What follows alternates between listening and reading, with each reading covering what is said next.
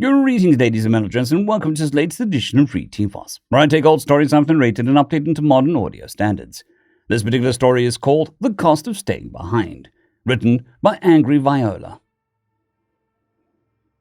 To my dearest daughter, I am writing this letter to you for two reasons. First, I must tell you that this is goodbye. I will be staying with the Terran forces, and will not be evacuating with you. I have spent a long time thinking this over. I am old, and my feathers have faded, but my mind is still sharp. We both know that I am coming to an end of my life, and I would rather meet my end here than anywhere else in the galaxy. Second, I want you to understand why I'm doing this. I will not ask you to agree with my decision, or forgive me for making it. But the circumstances of my life are reaching a climax, and I find myself with no other choice. I will not berate you with excuses, but at least I owe you as an explanation. I was born on Setection in a small village outside the capital. I never knew my mother. She died just after I was born. But my father was well respected in our village, and we lived comfortably. I remember when the first Terrans settled at the edge of our village. They were not treated well back then, especially in the early period of Terran Galactic Union. That was before the war, when we could afford the luxury of looking down on others. As the cycles passed, we got used to seeing them every now and then around town. They were good for fixing machines, for fending off things that crawled out of the forests, and for various other tasks my people looked down on. That is to say, things they could not or were too scared to do. In the few cycles that they lived alongside us, they asserted themselves as caring but strong, and my people begrudgingly respected them. My father, while not the most powerful Avi in the village, worked closely with the Terrans and advocated for them in petty village disputes and other unjustified means of discriminating against them. One of my fondest memories from this time was dining with a family of Terrans that my father had worked with. They insisted that we be served by them, like we were nobles from the capital. They completely lacked feathers and talons, and didn't have any sort of beak or bill. It's almost funny how strange they seemed to me at the time. How young I was then. At one point in the evening, the Terrans expressed concern over how the Zertian Empire became increasingly more and more hostile towards neighboring states. My father eased their concerns, insisting that even if the Zers declared war, we were a part of the Great Confederacy. The Confederacy would protect us. Why would we even be a target? We were just a small village on a small planet. There was no reason for us to worry. How cruel the irony of the universe is. We were completely blindsided by the Zertian War of Extermination, and the Great Confederacy that my father had praised fell apart almost immediately. Avens are considered predators only on paper. We couldn't match the sheer force of the extremely predatory and militaristic race like the Zers. During the evacuation, my father and I stumbled through the smoke towards the Terran part of the village. He grew worried when none of them reached the evac point and, not wanting to leave me on my own since I was still a fledgling, took me with him to the Terran side of town. As we approached the group, my father called out to them, "The evacuation is already underway. If we hurry, we can make the next onslaught of shuttles." He always spoke in a short, matter-of-fact way, but despite his call, only one of the Terrans moved forward to meet us. He was holding a revolver. Terrans were infamous for their kinetic weapons, and I had never seen one in person before. There were 20 or so of them gathered at the edge of the village. All of them were armed. Some had small firearms of some kind or another, but most held small daggers, blunt objects, and whatever else they could get their hands on. Rend.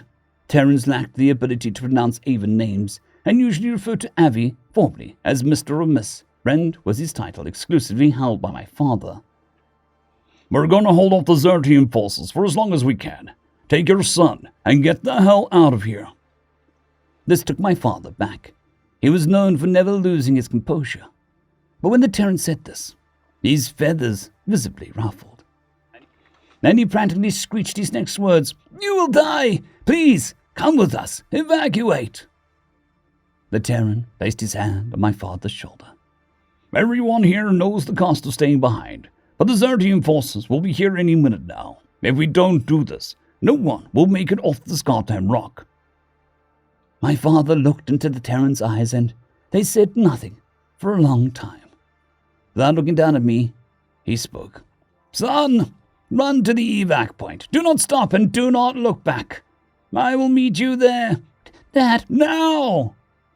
His shout startled me, and I ran. I ran like a coward. The smoke stung my eyes and burned my lungs. I reached the evac point with my talons raw and my feathers caked with soot. And even when I escaped the planet, I didn't stop running. I spent the next many cycles of my life running, always just ahead of the Zers.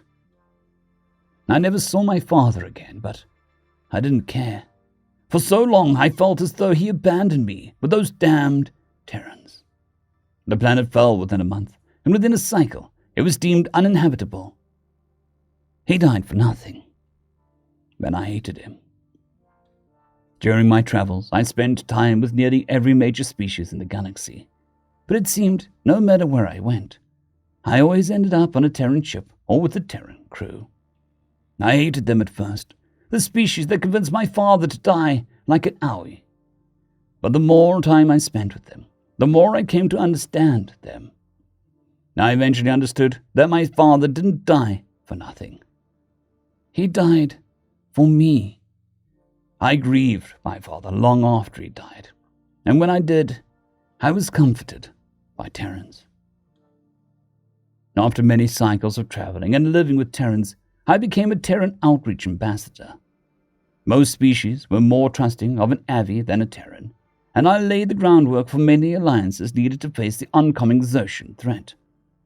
I was stationed on a Terran colony, used as a resupply station for the war effort. There, despite the universe seemingly coming to an end around me, I fell in love with your mother.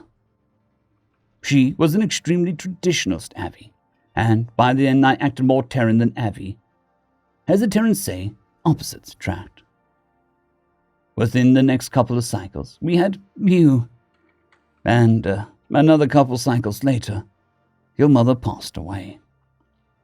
When your mother passed, I thought I was going to die as well. The only way I could function was to pour myself into my work, and in doing so, I unknowingly neglected you. I won't insult you by describing my shortcomings as a father, but all I want to give you are my deepest and most sincere regrets. Now, while I try hold onto the ghost of your mother and the shattered remnants of our relationship, the Xertians have come to finish what they started all those cycles ago. I know you'll expect me to go with you, but I cannot bring myself to run anymore. You are not a fledgling. You are beautiful and brilliant young Avi. You'll go far without me. I'm out of time.